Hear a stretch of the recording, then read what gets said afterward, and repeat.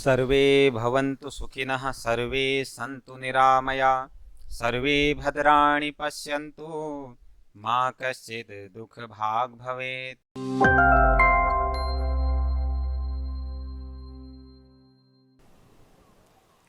आपके और हमारे घरों में कई तरह के धार्मिक आयोजन होते हैं, जैसे कि कथा का आयोजन किया जाता है जिसे सत्यनारायण की कथा बोलते हैं। इसके अलावा नवरात्रि में भी पूजन अर्चन जब 9 दिन का खत्म हो जाता है फिर हवन का जिक्र होता है, हवन होती है, काफी सारा धुआं होता है। तो मेरा सवाल ये है आचार्य जी से कि आखिर हवन क्यों होता है, किसी भी पूजन अर्चन के बाद हम हवन क्यों करते हैं, इसका महत्व क्या है और क्या आज के समय में भी हवन किया जाना चाहिए।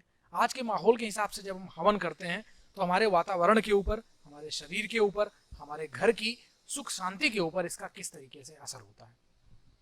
सर्वे भवन्तु सुखिनः, सर्वे सन्तु निरामया, सर्वे भद्राणि पश्यन्तु, मा कश्चित् दुःखभाग् भवेत्। बड़ा ही सुंदर प्रश्न कि हवन क्यों किया जाता है, क्यों होता है। देखिए, गीता जी में कहा गया है कि जब हम हवन करते हैं, जब हम यज्ञ करते हैं, तो यज्ञ करने के पश्चात हमारे जो पार्जन्य जो भगवान हैं, भगवान पार्जन्य, वो प्रसन्न होते हैं और प्रसन्न होकर के वो बारिश करते हैं। यानी पार्जन्य का अर्थ है भगवान वरुण देवता। वो प्रसन्न हो जाते हैं और प्रसन्न होकर के वो बारिश करते हैं। और जब बारिश होती है तो बारिश होने के पश्चात हमारी खेती होती है और खेती उगती है और खेती उगने के पश्चात उससे अनाज की उत्पत्ति होती है और उस अनाज से हम सबका भरण पोषण होता है। विशेष रूप से यज्ञ का बड़ा ही महत्व है।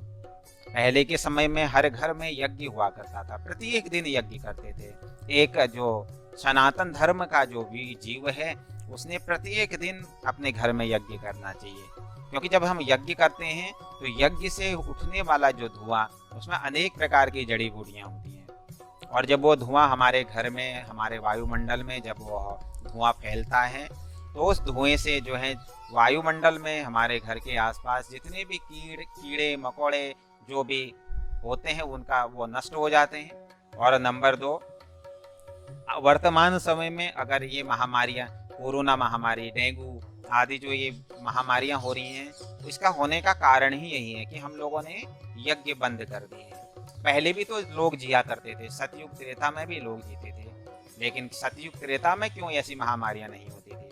आपने तो नहीं सुना होगा कि किसी ग्रंथ में कि सतयुग में कोरोना हुआ था या सतयुग में किसी को डेंगू हुआ था। लोग पहले भी तो जिया करते थे, लेकिन सतयुग त्रेता द्वापर में लोग यज्ञ करते थे और उस यज्ञ से धुआं उठता था और उससे हमारा वायुमंडल स्वच्छ होता है और अनेक कीड़े मकोड़े तो उस वायुमंडल में जो पल रहे होते हैं वो समस्त नष्ट हो जाते हैं। इस यज्ञ में रिसर्च किया गया, नासा में रिसर्च किया कि यज्ञ में आखिर ऐसी क्या विशेषता है हमारे हिंदुओं में, हिंदुस्तान में, कि यज्ञ किया जाता है।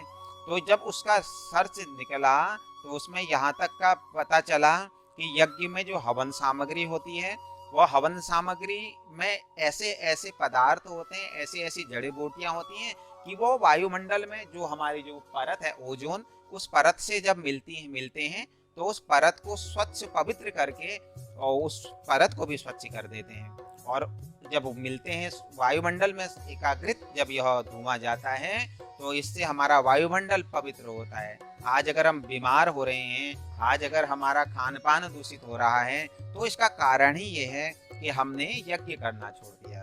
प्रायः ही 2 प्रकार के यज्ञ किए जाते हैं। एक यज्ञ तो नॉर्मल हम लोग करते हैं अपने घरों में, मान लो कभी मन में भाव आया चलो यज्ञ कर लेते हैं। और एक यज्ञ जब हम कोई अनुष्ठान करते हैं, मान लो हमने श्रीमद् भागवत किया और या मान लो हमने किसी ग्रह का जप किया, तो वह जप, वह पूजन तब हमें सार्थक लाभ देता है जब हम उसका हवन करें। क्योंकि नियम क्या है कर्म कांड का, जो भी कर्म हम करते हैं, मान लो हमने भगवान शनिदेव का जप किया तो उस जप का दशांश हमको हवन करना पड़ता है। या मान लो अगर हमने 18,000 जप किया, उसका 18,000 का दशांश 1800 हुआ, तो उसका हमने उतना 1800 हमने हवन करना चाहिए। और हवन का दशांश फिर हमने तर्पण, और तर्पण का दशांश हमने मार्जन। जब ये सारी चीजें हम करते हैं तब जाकर के हमें उस पूजा का लाभ प्राप्त होता होता है। पूजा भी तब हमें लाभ देती है जब हम उसका दशांश हवन करें, और जिस घर में हवन होए वह घर हमेशा स्वच्छ रहता है, पवित्र रहता है। तो हवन की यही मुख्य विशेषता है। आपने दो चीज़ों का जिक्र किया, आपने बताया हवन और यज्ञ, क्या दोनों में कोई खास फर्क है या ये सेम ही होता है? देखिए, हवन और यज्ञ में वैसे तो दोनों एक ही हैं, लेकिन थोड़ा सा इसमें समानता, थोड़ा सा अंतर ये है कि हवन जब हम अकेले अपने घर में, मान लो कोई 11 कर लेता है, कोई थोड़ा हवन कर लेता है, तो वो हवन है, कोई निमित्त जिसका कोई वो तुलना नहीं है, जिसकी कोई संख्या नहीं है, वह है हवन। और यज्ञ का अर्थ है जिसमें यजन पूजन के माध्यम से, कई ब्राह्मणों के माध्यम से जब वह हम हवन करते हैं, किसी अनुष्ठान के निमित्त, किसी अनुष्ठान के हेतु में जब हम वही हवन करते हैं, तो वह हवन यज्ञ बन जाता है, जो हम सब का कल्याण करता है। वैसे तो हवन भी हमारा कल्याण करता है, परंतु जो यज्ञ है वह यज्ञ है समस्त मानव जीवन का कल्याण करता है। हवन केवल हम अपने घर में कर लेते हैं, जो केवल अपने लिए जो किया जाता है वह है हवन, और जो जनमानस के लिए जो किया जाता है वह यज्ञ कहलाता है, जिसका विशाल रूप है। जैसे कई लोग सामूहिक रूप से कोई पूजन अर्चन कर रहे हो और सामूहिक रूप से अगर कोई हवन कर रहे हो तो वो यज्ञ हो जाता है। और अगर अकेले हम अपने घर में बैठ करके 2-4 लोग बैठ करके हवन कर रहे हैं तो वह यह हवन हवन कहलाता है।